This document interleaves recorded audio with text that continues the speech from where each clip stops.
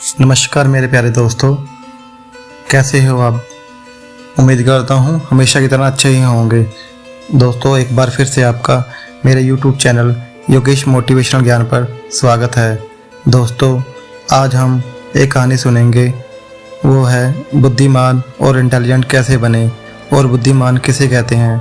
ये कहानी गौतम बुद्ध की जीवन की सच्ची घटना से है। तो कहानी शुरू होने से पहले जो भी मेरे चैनल पर नए आए हैं वो चैनल को सब्सक्राइब करें और वीडियो अच्छी लगे तो उसे ज़रूर शेयर करें। बुद्ध से जाने बुद्धिमान कैसे बने। तो दोस्तों, कहानी की शुरुआत करते हैं। दोस्तों, एक बुद्धिमान व्यक्ति कभी नहीं कहेगा कि वह बुद्धिमान है, इसलिए नहीं कि ऐसा कहने से उसकी बुद्धिमत्ता कम हो जाएगी, बल्कि इसलिए क्योंकि वह ऐसा कहने से व्यर्थता को देख पाता है। दोस्तों, गौतम बुद्ध के जीवन से जुड़ी हुई एक छोटी सी कहानी जो आपको बताएगी कि वास्तव में बुद्धिमान कौन है। एक नगर में एक लड़का रहता था। उसका दिमाग बहुत तेज था और उसकी खासियत यह थी कि वह किसी भी चीज़ को बड़ी जल्दी और आसानी से सीख लेता था। जहाँ अन्य लोगों को किसी काम को सीखने में महीने या वर्ष लगते थे, वहीं पर उस लड़के को उसी काम को सीखने में कुछ दिन लगते थे। उसकी ख्याति दूर दूर तक फैल गई थी और कहा जाने लगा था कि उस व्यक्ति में जितना बुद्धिमान कोई नहीं है। परंतु वह व्यक्ति तो जानता था वह भीतर से क्या है।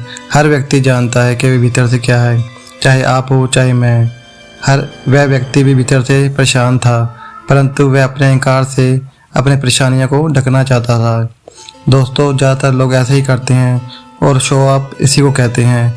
वह व्यक्ति अपनी प्रसिद्धि को बढ़ाने के लिए तरह तरह के काम सीखता रहा। कभी चित्रकारी, मूर्ति बनाना, कभी गीत गाता था और वह दुनिया जहान के हर काम सीख चुका था जो कि उसने अब तक अपने जीवन में देखे थे। इसलिए उसे अपनी बुद्धिमत्ता पर अहंकार था, क्योंकि कोई साधारण आदमी एक काम कर सकता है, दो काम कर सकता है या फिर तीन, परंतु वह तो लड़का सैकड़ों काम कर रहा था और बहुत अच्छे से कर रहा था। इसलिए उसे अपनी बुद्धिमत्ता पर अहंकार हो गया। वह इस बात को अंदर ही अंदर मान चुका था, उसके जितना बुद्धिमान इस दुनिया में कोई भी नहीं। फिर एक दिन उसका सामना गौतम बुद्ध से हुआ। उसे पहली बार एक ऐसा व्यक्ति दिखता है जिससे उसे ईर्ष्या होती है। अब तक उसने ऐसे लोग देखे हुए थे जो उससे ईर्ष्या करते थे, और जहाँ ईर्ष्या होती है वहाँ तुलना का होना जरूरी है। वह व्यक्ति अपनी तुलना गौतम बुद्ध के साथ करना शुरू कर देता है। वह देखता है कि बुद्ध के पास तो एक भिक्षा का कटोरा है और लेकिन उसके पास धन की कोई कमी नहीं है। बुद्ध के पास वस्त्र साधारण थे, परंतु उसके वस्त्र बहुत कीमती थे। बुद्ध तो ज़मीन पर नंगे पैर चलते हैं, परंतु वह नंगे पैर नहीं चलता है। इसी तरह से वो आदमी सैकड़ों चीज़ों से अपनी तुलना गौतम बुद्ध के साथ करने लगा, परंतु हर तुलना के बाद वह यही पाता है कि उसकी ईर्ष्या बुद्ध के प्रति 1% भी कम नहीं हो रही। वह व्यक्ति मन ही मन सोचता है कि मैं इस भिक्षु से अपनी तुलना क्यों कर रहा हूँ, जबकि मेरा जीवन तो इससे 100 गुना बेहतर है। लोग भी बुद्ध का सम्मान कर रहे थे, आखिर इसके भीतर क्या है जो मुझ में नहीं, और जिसके कारण मेरे भीतर इसके प्रति ईर्ष्या है। बहुत देर अपने मन को उलझे रहने के बाद वह व्यक्ति तय करता है कि वह बुद्ध के पास जाएगा और उनसे पूछेगा कि उनकी उपलब्धि क्या है। वह व्यक्ति अपने सेवकों के साथ बुद्ध के पास जाता है और उनसे कहता है कि मैं इलाके का सबसे बुद्धिमान व्यक्ति हूँ और आप अपने आसपास जो भी देख रहे हैं वो मैं सब कुछ जानता हूँ। किसी भी कार्य को सीखने में मुझे बहुत कम समय लगता है। सभी लोग मेरा सम्मान करते हैं, परंतु इस सब के बाद भी मेरे भीतर आपके लिए ईर्ष्या है। मैं ये जानना चाहता हूँ कि आपकी उपलब्धि क्या है। ये लोग सब आपका आदर सम्मान क्यों कर रहे हैं। उसके बाद बुद्ध कहते हैं कि वैसे तो मेरी कोई उपलब्धि नहीं है, परंतु तुम कह सकते हो कि मेरी एक उपलब्धि है। वह व्यक्ति पूछता है कि क्या मैं जान सकता हूँ। तो फिर बुद्ध कहते हैं कि मेरी एक उपलब्धि है कि मैं सभी उपलब्धियों को छोड़ चुका हूँ। वह व्यक्ति बुद्ध से पूछता है कि मतलब मैं कुछ समझा नहीं। बुद्ध उस व्यक्ति से कहते हैं, क्या तुम्हें प्रशंसा अच्छी लगती है। वह व्यक्ति कहता है कि प्रशंसा तो सभी को अच्छी लगती है। उसके बाद बुद्ध कहते हैं कि तुम्हें क्या निंदा अच्छी लगती है। तो व्यक्ति कहता है कि भला इस दुनिया में कौन है जिसे अपनी निंदा अच्छी लगे।